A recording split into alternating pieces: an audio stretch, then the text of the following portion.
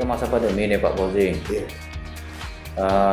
Mengantisipasi kendala masa pandemi ini apa yang dilakukan oleh sekolah? Ya, sebetulnya kita di sekolah sudah ada peraturan dari Dinas Pendidikan atau SD SMK, kan ada Dinas Pendidikan Provinsi Riau ya. Iya.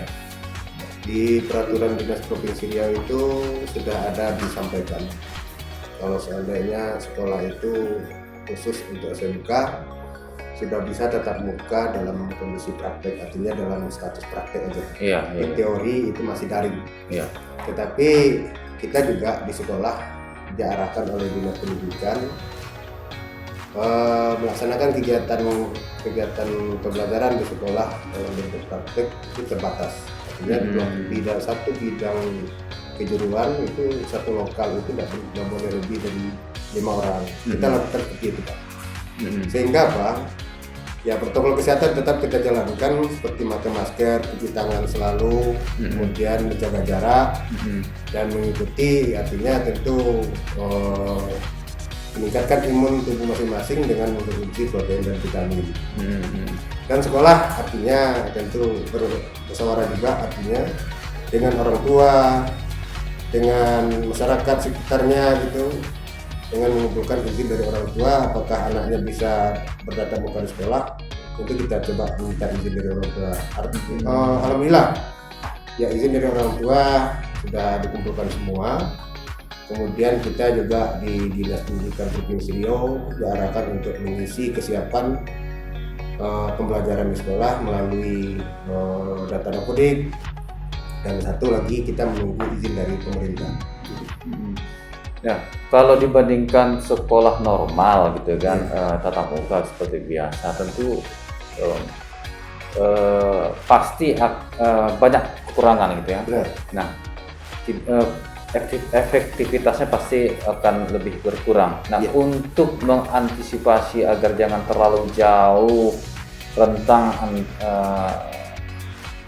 efektivitas dan kualitas anak-anak dalam belajar antara yang normal dengan masa pandemi ini, apa yang dilakukan oleh sekolah? Ya, kalau kita artinya selama masa pandemi kita melakukan pembelajaran tetap daring ya, berbasis online, untuk mengimbangi supaya kualitas pembelajaran terhadap anak-anak, kemampuan anak-anak, kita selingi Pak.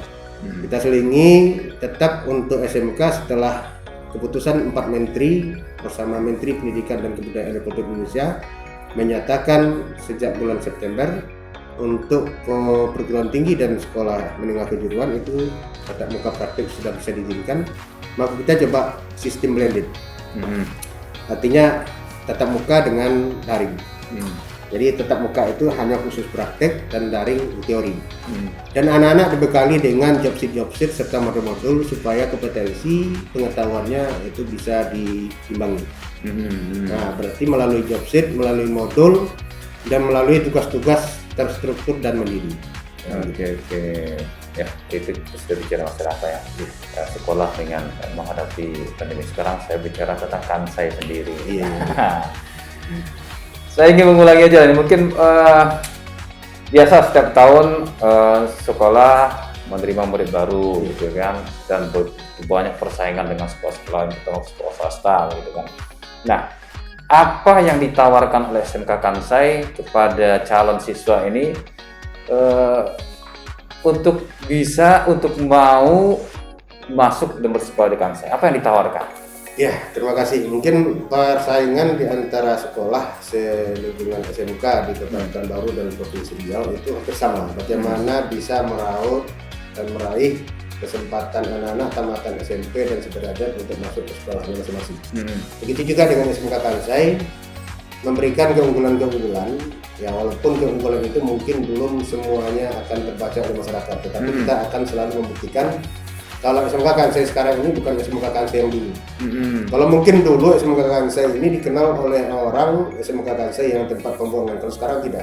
Saya yakin dan percaya perubahan SMK Kansai untuk 3 tahun terakhir, 4 tahun terakhir ini itu lebih mengutamakan disiplin dan kualitas. Yang kedua, SMK Kansai memberikan pelayanan terbaik bagi tamatannya dan membekali tamatan itu sesuai dengan kompetensi yang berbasis industri. Mm-mm. Kemudian mungkin biaya untuk saat ini biaya masuk setengah atau 50%, tidak perlu membayar uang pendaftaran, tidak perlu membayar uang pembangunan. Oh iya, karena udah ada bangunan ya Pak. Nah, jadi artinya kita berpacu ya, berpacu menuju kualitas yang baik, Iya, berpacu untuk kompetensi siswa, tidak berpacu untuk berbisnis sekarang. iya. Nah, jadi semoga Kansai memang berjalan seperti biasa, tetapi dengan visi dan misi yang sudah berubah. Kalau dulu visi misinya mungkin ya artinya mencari siswa sebanyak-banyaknya. Kalau sekarang tidak, memajukan mutu sekolah dan tamatan. Dan tentu saja sekolah juga bekerja sama dengan pihak-pihak. Ya benar. Lain, Sekolah bekerja sama dengan pihak-pihak industri, bekerja sama dengan pihak dunia usaha, dan itu sudah diarahkan juga.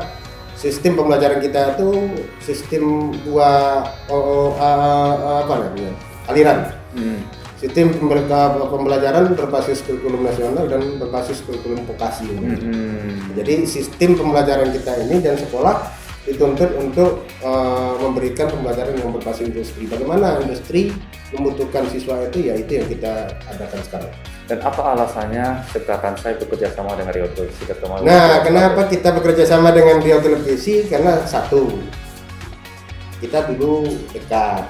Yang kedua, Riau Televisi itu tidak berubah seperti saudara bagi semua Kansai yang bisa mempromosikan Kansai, yang bisa mengupdate bagaimana status Kansai, dan itu jaraknya antara bilik dengan bilik. Nah, jadi satu halaman kita.